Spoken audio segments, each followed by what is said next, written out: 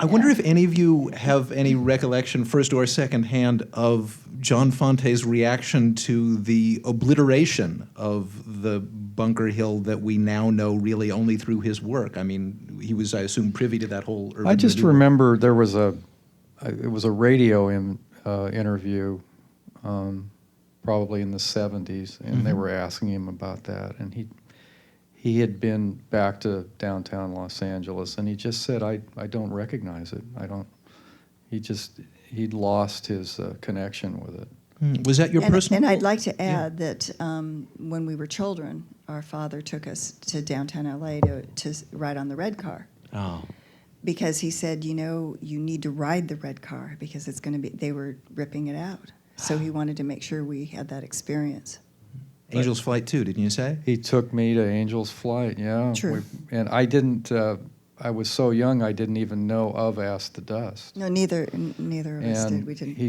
We went up and down Angel's Flight, and he pointed to where he lived, and he took me to the Grand Central Market and bought some fruit. And, You mean he could later, actually eat oranges after living off nothing but for all those years? Yes. Yeah. Also, I sent you, Vicky, that article that he wrote in 1955.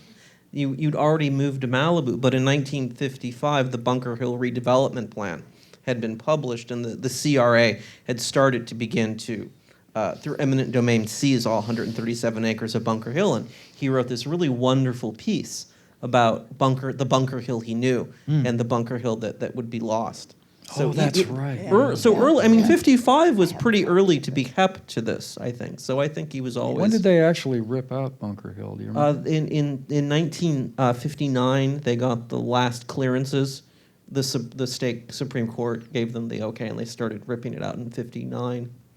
By 64, I think it was all raised. Mm-hmm. So, Richard, if we wanted to go out tonight or tomorrow and look for his haunts and the King Edward Saloon tomorrow night. By all means, mention the this. King Edward Saloon at 5th and Los Angeles Street is the last Skid Row bar. It's still there. It's page 75 of your edition, Francis. I believe Arturo takes his royalty check and squanders it on the B-girls at the King Edward.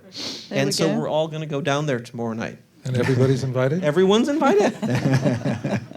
There are a couple places left of John Fante's Bunker Hill. Tell us. There's a wonderful stone retaining wall on Olive Street at 4th. There's the Goodwill, where Arturo buys a suit. And I think it's Dreams from Bunker Hill. The Goodwill is still there at 2nd and Broadway. And, of course, Grand Central Market is still there. Angel's Flight will reopen. May it be soon. Yes, will reopen. What there aren't are these marvelous, these buildings that don't exist anymore that he describes so well.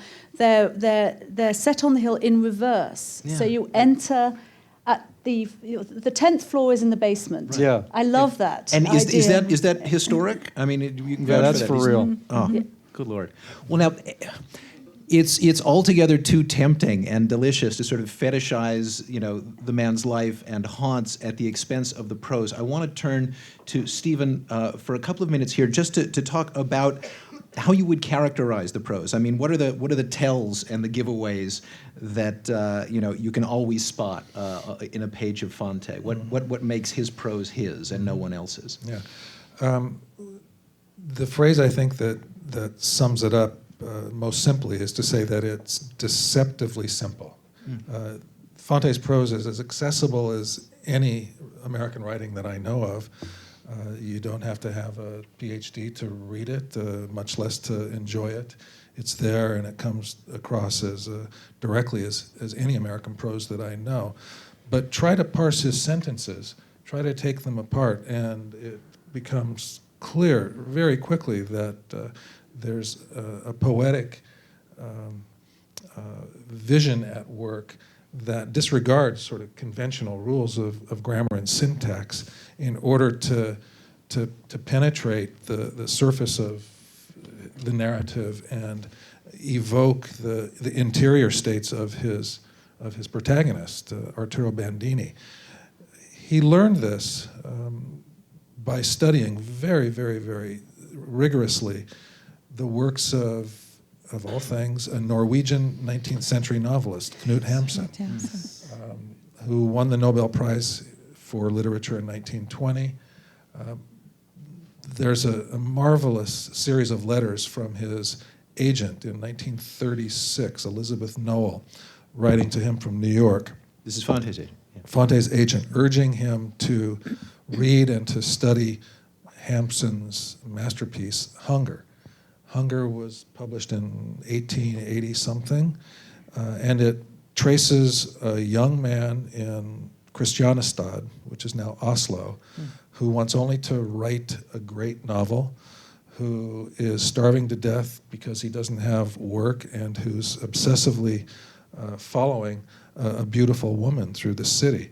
This is a thread that if you read Ask the Desk carefully, you'll easily identify as part of the narrative of Ask the Desk.